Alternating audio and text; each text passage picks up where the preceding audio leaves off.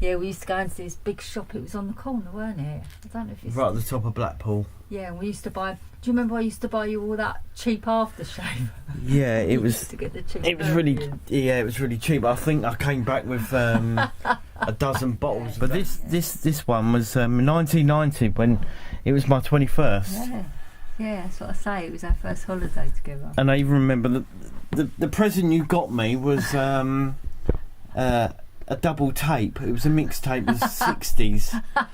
Yeah, it was a sheriff's bar. It was a tiny little place. That's right. But then you used to go upstairs. It was a bit more of like a ballroom, and they used to have karaoke and That's right. singers there, and you used to sit there and watch bands play. Yeah. Further up from the pleasure beach, you used to have like the arcades. That's where we won all the teddy bears. God, day after day after day after day after day. Our room was actually filled with all these teddy bears. Do you know what? We couldn't get them all back. I think we've still got that big Buzzy Bee downstairs. Yeah. I think we had to get rid of some of them. We had to, yeah. We had them in big black bags. We couldn't take them all home. Along with the aftershave and the perfume. Yeah, it used to be really good. The last time we went there, it wasn't the same. It wasn't the same. No. It's not because times changed and things have been updated. It didn't seem to be the atmosphere that it was back then. You know? Hey, that was 28 years ago. We used to go walks in the night, in the evening. We used to go back, have something to eat, and then go back out of an evening. Yeah. And the place was just so different. All the lights, all the trams used to come out with all the lights on. Do you remember?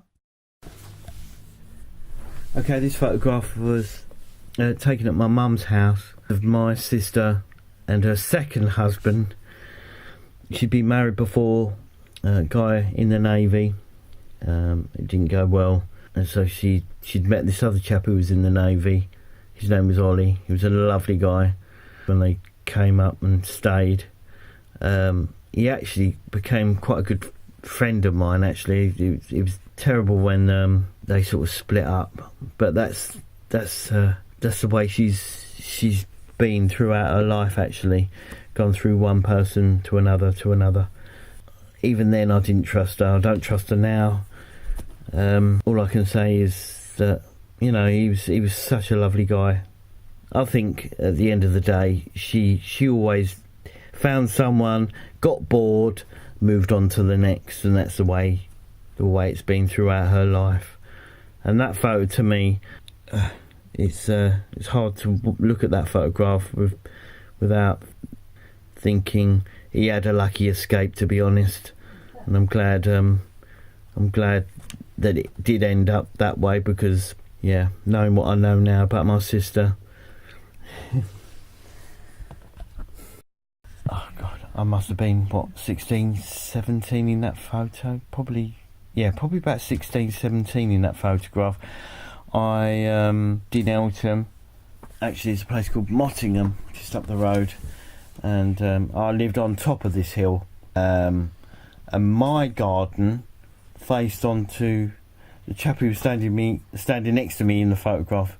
His garden used to back onto mine. So my house was at the top of the hill, his was at the bottom of the hill, and our garden was faced. And I first met, I didn't meet him first. I met his mother. We used to talk on what was called CB radio at the time, and we used to call all the time. And that's when I first went down there, met her, and met Barry, his name was. And after that we became friends, a couple of years. And in that photo, that's his house, actually. He always used to walk around like that. His house was quite hot, actually. It was a bit stifling, and that's probably why he was walking around with no clothes on. So to keep in the style, I'll put me tracksuit bottoms up above my knees just to make out I was the same. Yeah, I remember that.